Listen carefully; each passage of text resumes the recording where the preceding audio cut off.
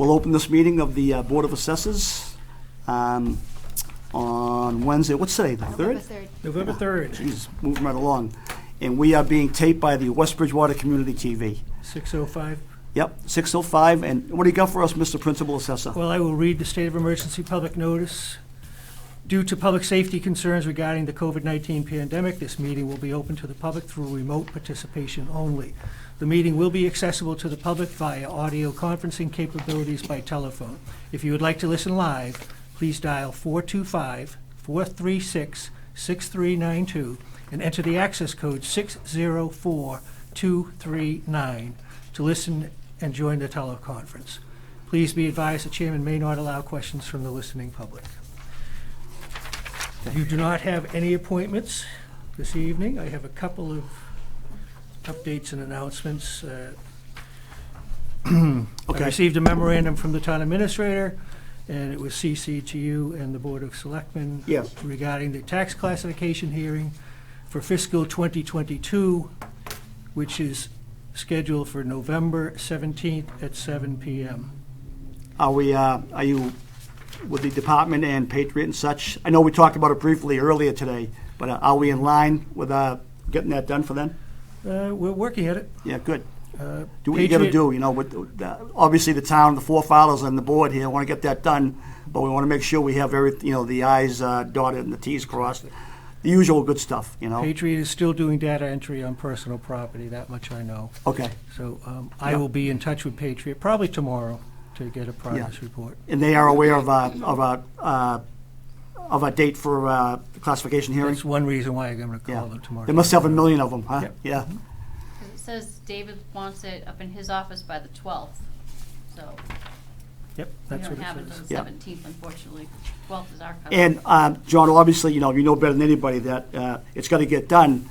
And for something holding it up, it holds it up. You know, we're not gonna go sideways in something just to make sure it gets done. Yep, you know the process. Yep. Patriot does its job, I do my job, our office does its job, and the Department of Revenue has to approve everything.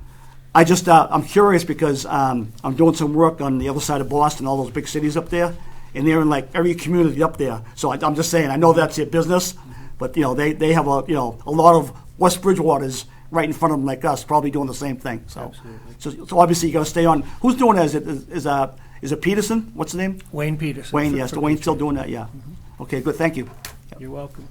And I made copies of an informational guideline release you have before you.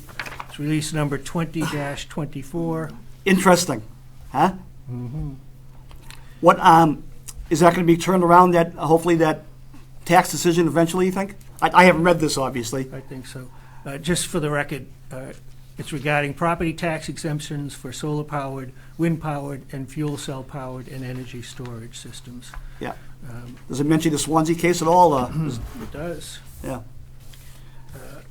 To me, that's... I went through it quickly, and it's pretty straightforward. Yeah. But there is one part of it that I am going to reread, because it appears, if I'm reading it correctly, that anything that is currently exempt will remain exempt for the period of 20 years from the date that it was originally deemed exempt. So I'm going to clarify that. It's grandfathered in? It appears that way. That's not good. Because obviously a lot of communities where they came in, now that'll be a standing for them. They probably got, I don't know how we stand on some of that stuff, at least probably 15 years left on the agreements, you know? That's correct. Yeah. And I'll probably give the Department of Revenue a call, too, just for clarification. Yeah, just even to this day, I remember when we talked to the attorney, and he said, "Why are you shaking your head?" And it just that decision just seems, I'm not reckless, but just the opposite of what you and I, through our years of doing this, it just goes to what everything stands for. Obviously the legislature corrected it, but now the Department of Revenue is interpreting the legislature's actions. I mean, it was based, as you know, on a 1970 New England Power decision that was so archaic. To hold a hand on a decision like that for something like that so important to me doesn't make any sense. I agree. Yeah. Okay. Thank you. You're welcome. You have correspondence before you, and you have bills and warrants that need to be signed. Yep. Motor vehicle excise, boat excise, etc. I don't have any minutes for your review this evening. So under old business and new business, first item is the right of first refusal of classified land use for a property that's been withdrawn from chapter land at 223 Matfield Street. I made a copy Yeah. of the, You would, I don't know what the other board members, you had mentioned that before I took a look at it, and I see no reason why the town would be, interested in, going after that. So I would make if it's all right with the board, make a motion that, that the, town doesn't take a look at that and has no interest in purchase. so the board would recommend to the Board of Selectmen that it not exercise its right of first refusal. Correct, yep. I guess that's a correct way of putting it, yeah. Well, I just Something like want- that, yeah. I just want to get my notes correct. And it's a motion, was it seconded? I've made, okay, I'll make a motion on that.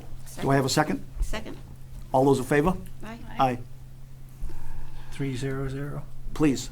Thank you. And the next item is ratification of my employment agreement. At the last meeting, as you know, the board executed a contract with me. Yes. But when you came into open session, after reviewing the tape, it was only mentioned that it was executed, but a vote was not taken by the board. So I called the Attorney General's office, and their advice would be for you this evening to take a vote that the board executed an agreement on October 13th. Right, okay. So I'll make a motion on that. So when we came out back in open, we hadn't done that, the formal, agreement on that contract. So I'll make a motion that we do that now, to accept the contract that we agreed upon on, was it October 13th, John? October 13th. Okay. As submitted and signed by John and the board, right? Correct. Okay, so do I have a second? Second. All those in favor? Aye. Opposed? 210. Yes. Okay. Aren't we supposed to, just a question, John, aren't we supposed to have it on the agenda to be able to sign it, for any votes? It was on the agenda. But I don't think it was under open session? I don't think it was under open It session. was on the agenda for executive session. Right, but then don't we have to reconvene into open session to have it on the agenda to vote? Well, because it was on the agenda when you came into open session. When we reconvene, You right. should have taken a vote.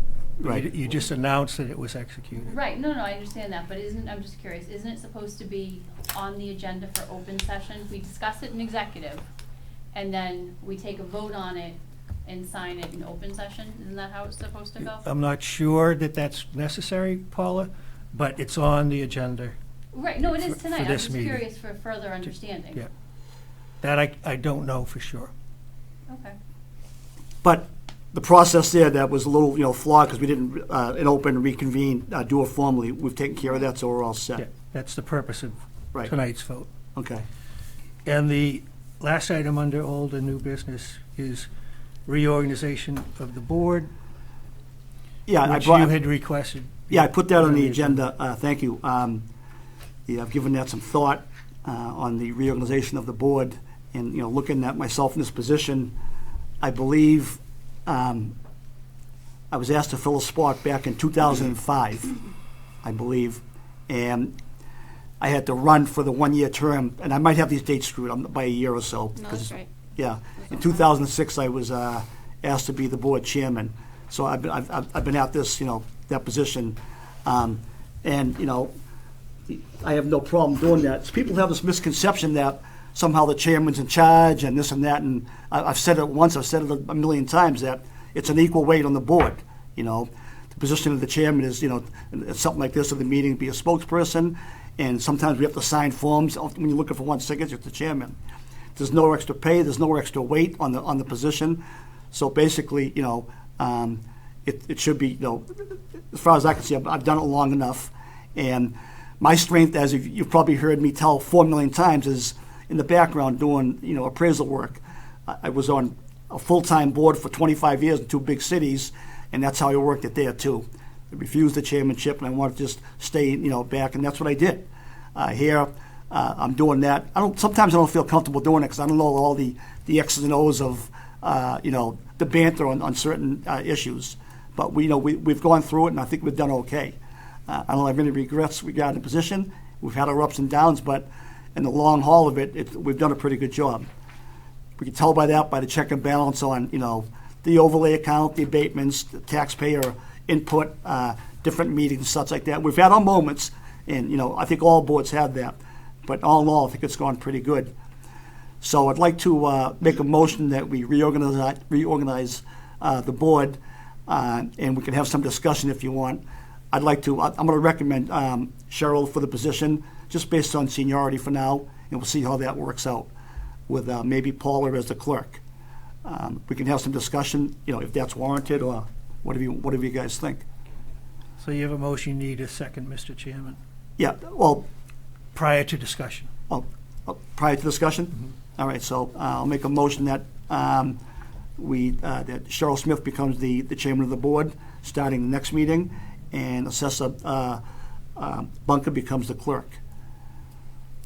All right, do we have any discussion on that, or Need a second, Mr. Chairman. a second? See, this is why I'm better off, Parliamentary procedure. And I know you really enjoy doing the Yeah. assessment, the valuation issue, Yeah, more than, yeah, and I've done, Being the chair. like I said, I've done this long enough, and, it's time to let somebody else, have a turn. That's all I really got to say about that. There's nothing else that's, underhanded or behind the scenes. I just, I think I've done it long enough. So do I have a second on naming Assessor Smith as the chairman? Second. All those in favor? Aye. Aye. Opposed? Okay, so it's I'm 3-0. sorry, three, I'm sorry, 3-0. 3-0, yeah. Okay. And so. Thank you, ladies. So a separate motion needs to be made for Paula Bunker. Oh, I'm sorry, yeah, To okay. be clerk. So I'll make a motion that we have Assessor Paula Bunker become the clerk of the board. Do I have a second? Second. All those in favor? Aye. Aye. Thank you so much for your Yeah, service. thank you, ladies, appreciate that. I've enjoyed Yeah, working yeah, with that's- you, and yeah. congratulations. Well, I'm not going nowhere, I'm just, I I'll move to know. the side and hide under the table over there somewhere, It's not an easy job. Yeah. I know it's not an easy job, running the meetings. Yeah. Congratulations. Do you prefer to be called Madam I do. Chairwoman, or Madam Chair, or Madam Chairman? Sorry? Cheryl. Cheryl. That sounds good to me. And Yeah. congratulations, Yeah. Paula. How long you been in, with the board? It's, 2003. 'cause you were here before when I got here, yeah, sure, yeah. Oh, you're coming up on the big 20 years pretty soon, huh? Yeah, I know. We'll have to have like a testimonial or something, in a phone booth somewhere, Okay, So thanks, John, on that. if no other items under old or new business, so a motion to go into executive session would be in order to review applications for abatement, exemption, and classification relative to Purpose 7 of Mass General Laws, Chapter 59, Section 60, and to review and discuss strategy of pending appellate tax board cases relative to Purposes 3 and 7 of Mass General Laws, Chapter 59, Section 60, because to do so in open session could have a detrimental effect on the board's litigating position. Okay, so I'll make a motion that the board goes into executive session for purposes that the principal assessor just alluded to. Do I have a second? Second. Okay, all those in favor by a roll call? Assessor Smith? Yes. Assessor Bunker? Yes. McCarthy, yes.